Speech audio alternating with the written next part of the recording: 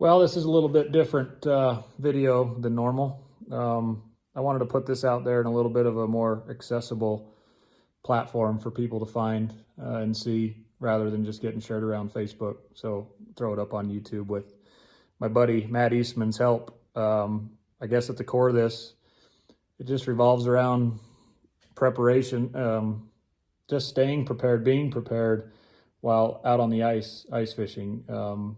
If you are somebody who's done this a lot, you know the dangers of it, and we kind of get numb to it every once in a while. If you're somebody who's new to it, I think those dangers are really at the forefront of your mind all the time, and you're not taking the chances that maybe other people are. Just to set the stage here a little bit, with ice coming on, I've seen an influx of new videos popping up where guys, saved some fishing stuff from last year, and just some all-around excitement of people, excited about the cold temps and getting ready to get out on the ice. On my home lake, Flaming Gorge, we lose a person, every year or two, and it's just tragic. And so anyway, like I said, I just wanted to put this out there to, if it saves one person, if it helps one person, it's worth it. In this video, this is from last year. This is relatively late ice. But my buddy Matt Eastman goes out the day before me on his own and to fish for big lake trout, which involves, usually a long walk from the shore to get to the middle of the lake, and ends up putting his leg through the ice. And neither one of us really, I don't think, could believe it. Obviously, Matt couldn't believe it, but when he told me, I couldn't believe it either, as we're fishing like somewhere around 10 inches of ice, if I remember right. And to be quite honest about it, my safety gear, I hadn't had it for a couple weeks, and I probably didn't need it, as we had sustained cold temps and pretty uniform ice. But we had a little bit of a warming spell, and with that warming came higher winds. And I guess really it's just an odd freak deal, but we had a little bit of snow. With those high winds, it caused the snow to drift up on the ice in random places. We've all seen that probably. But on the, excuse me, on the backside of those snow drifts, that warm air, this is best we can figure out, but that warm air just puddled up the ice and ate away what ice was there. So you were on 10 inches of clear, safe ice. It wasn't cloudy. I mean, nothing about it really said that it was dangerous, but then you could take a step and legitimately be on half-inch ice, and that's exactly what happened to Matt. And so when I went out the next day, that was in my mind, and I, put my picks back on. I spudded my way out again. I did everything just like we were on 3 inches of ice for the first time going out. And I think that's the important part, is how this stuff can change. And just because it's later in the year and you think everything's cool because the ice has been building, that's not necessarily the case. So sorry, I'm running a little longer than I wanted, but just to share a quick story, I walked out on 4 inches of ice one year and had a guy follow me out on his four-wheeler. And when I flagged him down and warned him about just how much ice we were on, he mentioned to me that if I could walk on it, he could drive on it. And I always remember that interaction. And just with that kind of mindset, you're just asking for trouble. So anyway, without rambling on any further, if this video, helps just one person stay out of this kind of predicament, it's worth it. And hopefully you learn something from it.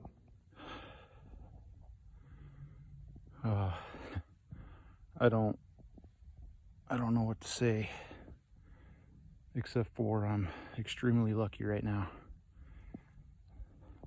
I don't know if I'll share this or not, but I just went through right there up to my knee on my 1 foot. I was able to jump across and land right here. I cannot believe that just happened. Like they say, no ice is safe ice, and we've been fishing this for 2 weeks now, and we've been on a lot of good ice, and I can't believe that just happened. I'm shaking right now, and not because I'm cold, but I can't believe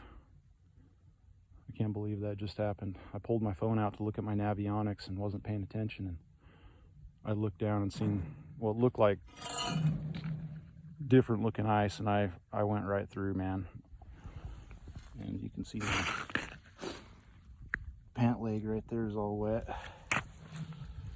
I don't know what to do right now. I'm just extremely lucky. Extremely lucky.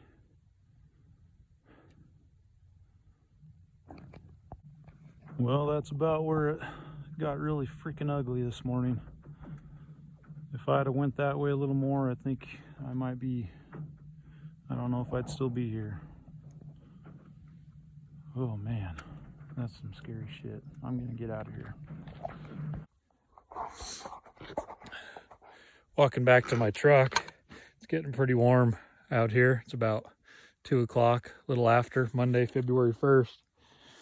And the words from Matt Eastman yesterday are kind of ringing through my head.